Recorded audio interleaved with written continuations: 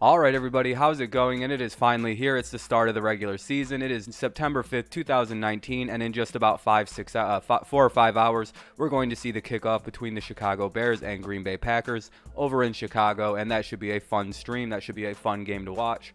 I can't wait to, commentate on it and, have a good night. So hopefully you go ahead and tune into that and, to Sunday night and all the other football games we do here on the channel.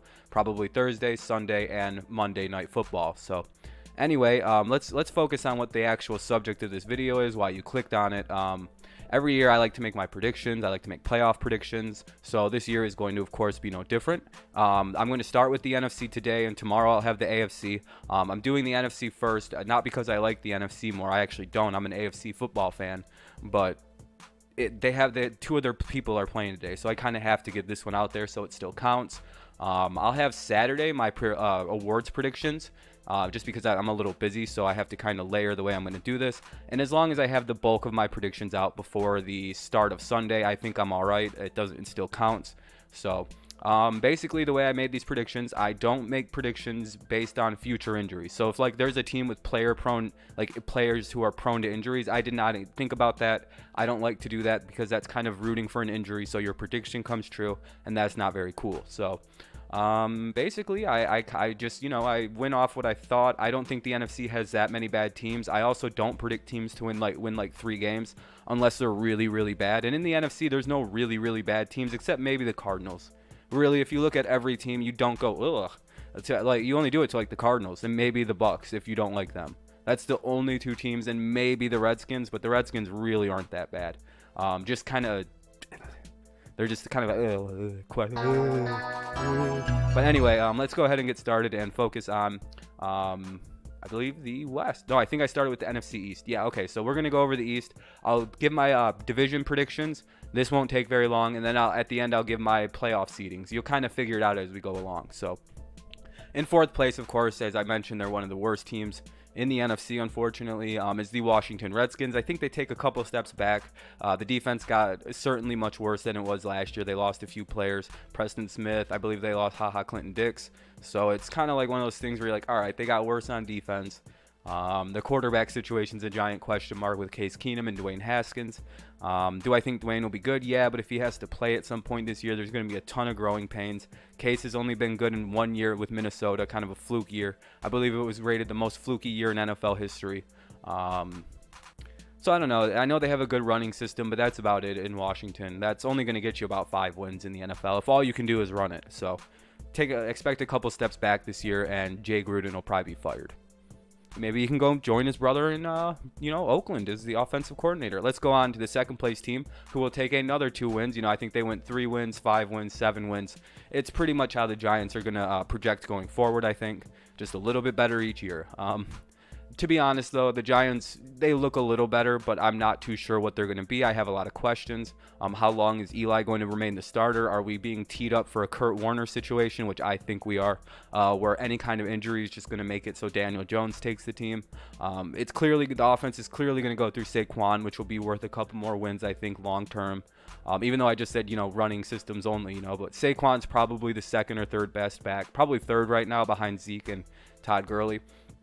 Heading into the year anyway. So I don't know. Nothing about the Giants really jumps out at you and makes you go, that's going to be a playoff team or a 500 team even. So let's go ahead and go 7-9 and be a bit objective anyway.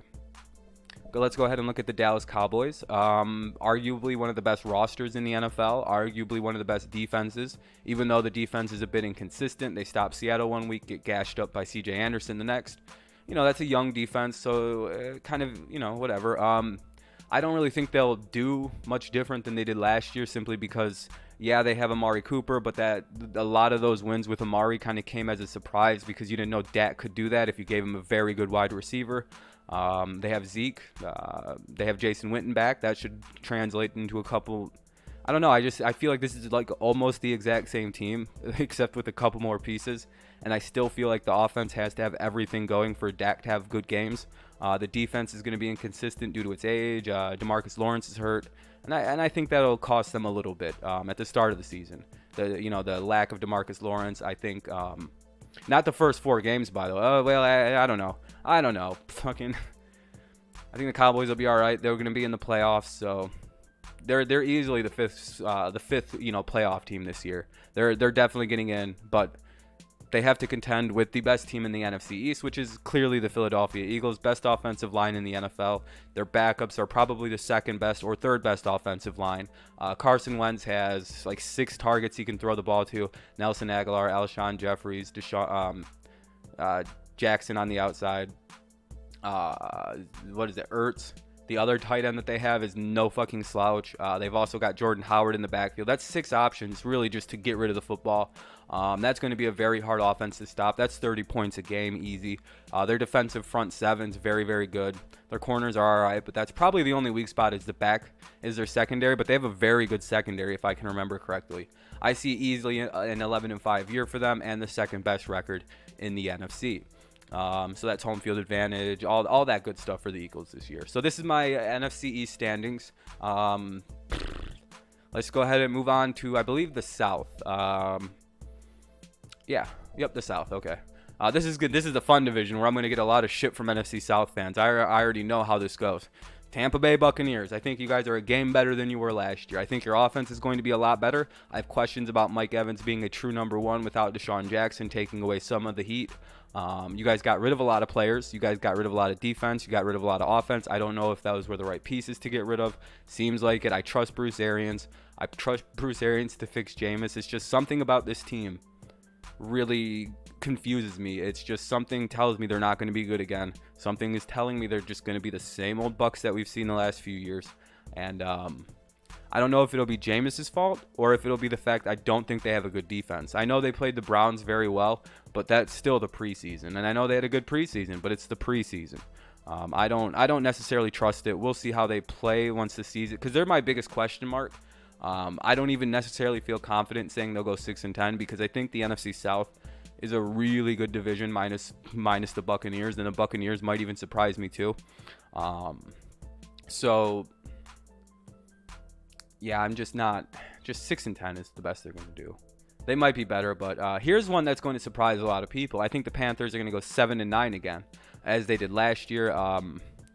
I know they were very good until Big Ben got his shoulder, or not Big Ben, until Cam Newton got his shoulder hurt against Pittsburgh. And it's just, man, the wheels fell off the bus real quick. And that to me shows me that if anything happens to Cam where he's not playing at 100%, this team is not very good. They lost to the Lions, and then they lost to another team and another team and another team. They won one more game after, I believe, a 6-2 start. So it just feels like that team is paper thin in terms of depth. And that's not going to win you a lot of games in the NFL, especially late in the season where it seems like they fell apart late last year. And paper thin depth, teams with paper thin depth typically fall apart at the end of the season. So I'm thinking the same will happen for Carolina. Could be wrong. Luke's getting old. I don't know. I just don't buy him. Everyone seems to think this is going to be like some great revenge year for the Panthers. I don't. What have they shown to do that? They have 2 very good teams in their division that are going to be a problem for everybody. So 7-9. And here's the one that's going to get me the most shit that I've probably ever gotten on my YouTube channel. The New Orleans Saints are going to go 9-7 and miss the playoffs. Yep, I just don't believe in this team anymore. I think their defense is very, very suspect, even though they have made, situational football. They're pretty good. Normally, they look pretty good. I just don't think they're going to be relevant this year. Their secondary is not that good. The guys who consistently got beat last year at random points. They go through flashes where they look really good, but flashes aren't going to cut it for me, especially when your division's going to be good again. Cam's going to be there. Tampa Bay's probably going to be a little better than last year. The Falcons are going to be 10 times better than last year, if you can't already tell. So I just am not buying the Saints. If you look at the numbers for this team after they played Dallas in Week 10, like their numbers just went. Like Drew Brees literally vanished. He threw 5 touchdowns over 5 games to end the season last year after starting with 32. If you don't think that's falling off a cliff, if you don't think that's swan diving off of a cliff due to the fact you're 40 years old, you're really not paying attention. This dude was unstoppable to start the year, then looked like shit for the rest of it. So I predict that fall off comes a lot sooner. I predict that the team starts slowing down a little bit, and it's going to cost them. I just don't trust the age. Everything else looks good. It's just, man, when your quarterback fell off as hard as Drew Brees did last year, it's very hard to ignore that for me. I wonder how early it's going to happen this year. We'll see. We'll see. So 9-7 for me for the Saints is about what I think they'll do. And I think they miss the playoffs.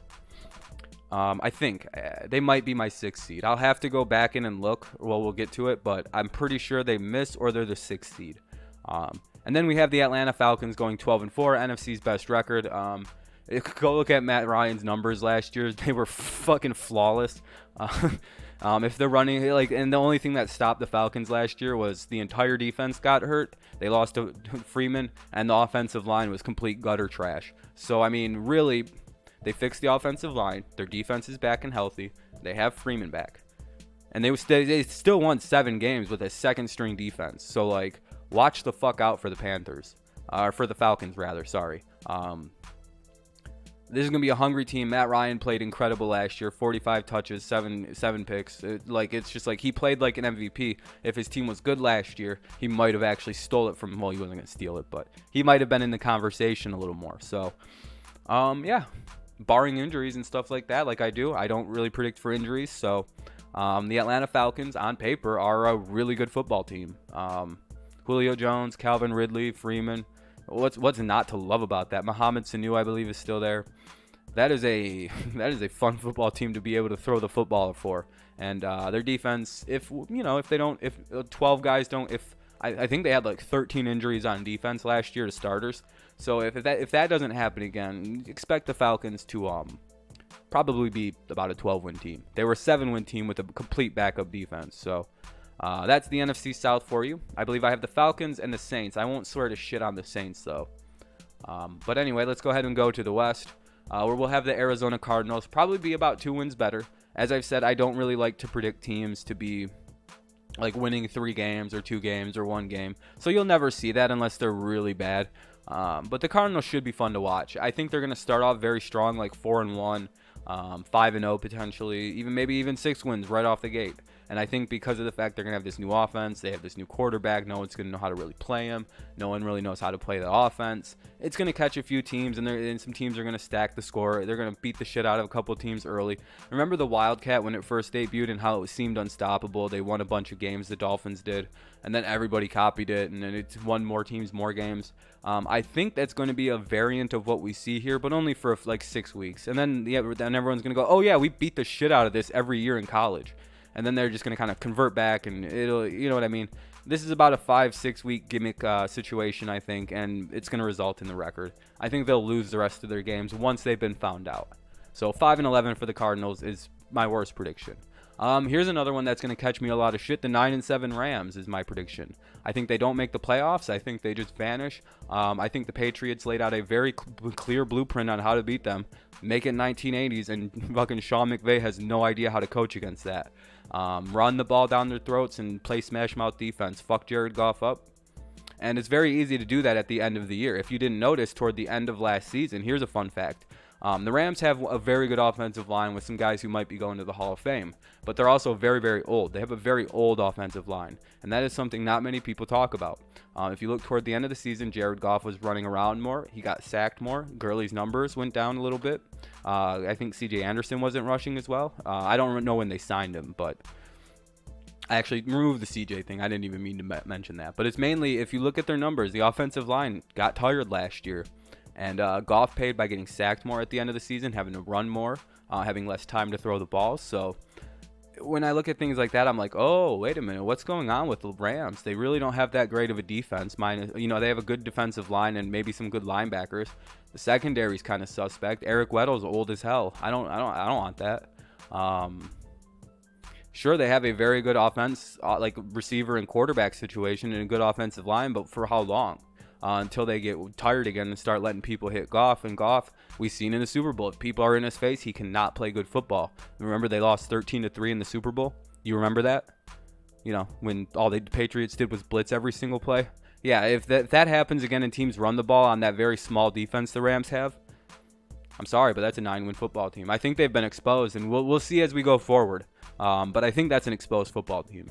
The blueprint's there. Everything's there on how to beat them.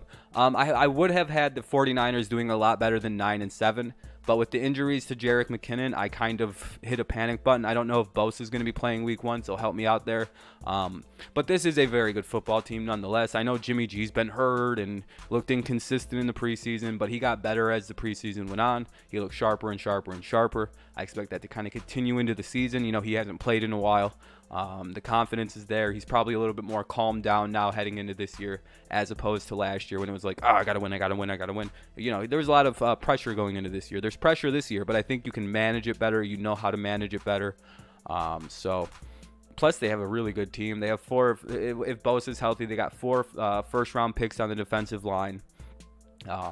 Very, very good corners. Decent offense. That's a pretty good football team. They're going to be playing pretty angry. I'm pretty sure Shanahan's going to be having these guys playing out of their minds. He's probably on a hot seat to get fired if they do bad again this year. And the reason I say 9-7 is because I have no idea what the running situation is for this team, as McKinnon's back on the injury list. He wasn't able to get off of it, really. So 49ers at 9-7, they might be the team I put in the playoffs. We'll see. And the winner of this division after acquiring Jadeveon Clowney is going to be the Seattle Seahawks. And I think the signing of Jadeveon Clowney is the thing, and Ezekiel Ansah and the Rams. That's going to be the doom of that Rams team. That defensive line for the Seahawks is so good, and I think the reason they went and did that, made sure they went and got a killer pass rusher in Clowney, is because they know what I know, that the Rams got a tired offensive line, an aging offensive line. Jared Goff does not play good under pressure, and see how the 49ers built their thing too, defensive line. All these teams in the West are building up these dominant defensive lines because they know one thing: the Rams offensive line gets tired as the season goes on, and you can beat Jared Goff by getting in his face. And we've seen the Seahawks do that. Plus, they got DK Metcalf. Russell Wilson can make anybody look good. Tyler Lockett, Doug Baldwin, for example. Wilson's one of my favorite quarterbacks. They're a really good team. They were 10-6 in a down year last year. So I can see them doing about the same this year, but the division's going to be a little better, so about the same season. So this is my NFC West predictions. Let's go over to the NFC North. This is, in my opinion, the best division in football. I don't think a single team goes under 500, but I think they all finish very close to 500. And then you might go, well, that's not the best. Listen to what I said again. Not a single team is going to go under 500, and because they play each other, they're all going to have about the same records, 8-8 to 10-6, or even 9-7 can win this division. And that's not even a slight on the division. I think every team is going to finish at 500 or better. It's just, it's playing other teams in other divisions. Plus, they drew the NFC West, and we'll see about all that, and we'll see. But I have one of my favorite teams, my second favorite team of all time, finishing 8-8. And that's very hard to do, but it's because I'm a big believer in the Bears and the Vikings this year. And playing the AFC West is difficult. The Chiefs, the fucking Raiders, the fucking Chargers, the fucking Broncos. Those are 4 hard football games, and I don't know if Detroit has it in them. I love this team, but what I've seen in the preseason, I really hope, because they didn't say they were going to do this, but I really hope they were just phoning it in for the preseason, because holy shit, that was bad. 8-8 at best. But again, they could be better, but I don't know. And then we've got the Green Bay Packers, who should be, everyone's kind of overblowing and overhyping what this team is going to be. They signed Zadarius Smith and Preston Smith and Adrian Amos. It's like, all right, so yeah, they have a good secondary now. With Savage and all these other guys. I think they have a pretty good secondary. Linebacking core is what it is. I think Blake Martinez is a little overrated. Defensive line isn't that good, even though you got Zadarius Smith now. I don't think he's that good. Baltimore doesn't give up on players like him. Never, ever. They don't give up on good defensive game-changing players. I also don't know about how good the offensive line for the Packers are. I just don't know how good that is. I know they're a very good run-blocking team, but I don't know how good of a pass-blocking team they are. Aaron Rodgers' play has declined for the past 3 years. All of his stats, the completion percentage, the QBR, the passer rating, all of the winning percentage, all just keeps going down. And if that's the case this year, if the trend continues, which I fully expect it to, 8-8. Minnesota Vikings should go about 9-7 this year. I think they'll miss the playoffs with that record, but I don't know who my 6th seed is. I forgot. Kirk Cousins can't win against good teams in primetime games. I'm sure the Vikings have a few primetime games this year that'll cost them more than 9 wins. Yeah, and until he beats a team in a primetime game that has a better than 500 record in the season, he has the same record in those games as Andy Dalton. So I don't buy this at all, Minnesota. You were better somehow with Case Keenum, which is still a mind fuck. Your defense is going to be really good. Your offense is going to be really good, but it's just the biggest question for you guys is how's the offensive line going to hold up? Is anybody, if the offensive line holds up, this is probably a better than last year team, but not by much. Until we see Kirk do something different, I'm not buying him. Sorry, it's just like, dude, he's Andy Dalton wearing a fancy costume. That's all it really is. I'm sorry, but if it was Scooby-Doo and they tied up Kirk Cousins to the tree because they busted him committing all these horrible football acts, not being able to beat teams in in a good team in prime time, we rip the mask off. It's actually Andy Dalton or Matthew Stafford, and you go, oh, they got us. Yeah, so maybe he's more Matthew Stafford in a Minnesota Vikings uniform. Maybe I should stop the Andy Dalton comparison because that is very rude to Minnesota fans. I'll say he's a lot like Matthew Stafford. Puts up great numbers. The minute you put him against a good team with the spotlight on, I guess I'll try in the fourth quarter. Oh, what? But anyway, that's the Vikings for you. Offensive line issues. Kirk Cousins can't win big games. That's not a recipe for success. And I think the favorite to win the division for a second year in a row, based off of their defense, of course, is just Chicago Bears. There's not really much to say here. They have the best defense in the NFL, in my opinion. That's a terrifying unit to have to play. Akeem Hicks, Khalil Mack, Danny Trevathan, Raekwon Smith, Eddie Lacy, Eddie Jackson. It's just Eddie Jackson. Yeah, sorry about Eddie Lacy. Wrong team, wrong player. Even I don't think he's in the NFL anymore. It's just like, man, that is a loaded football team. I think Trubisky's going to be better in year 3. He was in year 1, a lot better in year 2, and I think he's going to be a lot better in year 3. The receiving core is going to be pretty good. Allen Robinson, pretty good. Overall, I like the team. The Bears seem like they're poised to repeat as the division champions. The only reason I have them losing 2 less games is because I think the division is going to be a lot better than it was last year. I think every team finishes above 500, and yeah. So that's my AFC or NFC North predictions. Now let's get to the part of the video that should be first. Who the hell? Okay, I put the 49ers as my 6th seed. Don't know how that plays off because there's about 12 teams that go 9-7 in my NFC. But the 49ers emerge as the shit-smeared, as the shit-stained favorites for the sixth spot. They'll go 9-7. That's my prediction again, just to let you know. But yeah, 49ers go as is my 6th seed. My 5 seed is clearly going to be the Dallas Cowboys. They're the only non-playoff or division-winning team that won 10 games. And they'll probably be about the 5 seed. I think this 5 seed is either going to be the Eagles or the Cowboys, regardless of how the predictions go, because one of those 2 teams can't make the playoffs. And a lot of people are like, well, what about the Saints or the Panthers? Yeah, I don't care about them. I said they're not making the playoffs. I'm done with Drew Brees. That dude's old as hell. I'm wondering if he goes down in week 7, is he going to have enough touchdowns to pass Peyton Manning? And what if he doesn't do it? That would be even more hilarious. He throws 17 touchdowns and Brady breaks it. I would laugh my balls off. But so far we got the Dallas Cowboys, the 49ers. The 4 seed, of course, is going to be the NFC West winning Seattle Seahawks at 10-6. The number 3 seed will be the Chicago Bears. Tiebreakers and all this shit figures this out, so I don't have to. Yeah, that's fine. 10-6 for the Bears. They will not be another home field bye. Of course, that will go to the Eagles at number 2 at 11-5, and then at number 1, my number 1 seed in the NFC playoff picture is going to be the Atlanta Falcons.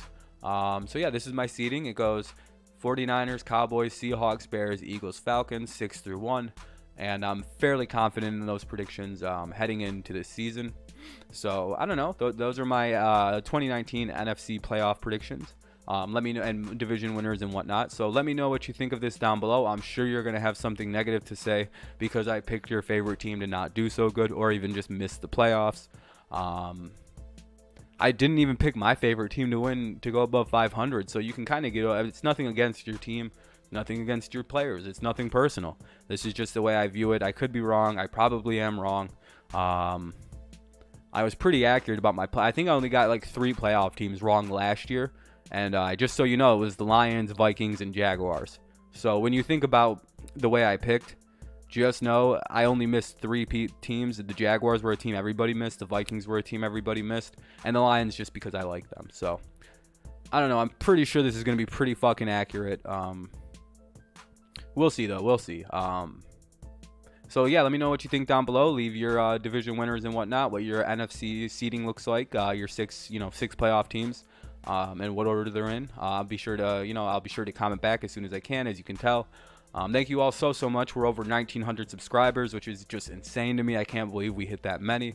That's just crazy. Thank you guys so much for that. And that's incredible. We're gonna hit 2,000 probably next week, which will be even crazier. I'll have to do something. I don't know what, but I don't know. So yeah, go ahead and leave a like, subscribe to the channel if you're new here. I'm sure you'll get all sorts of football fun around here for the next 19 weeks.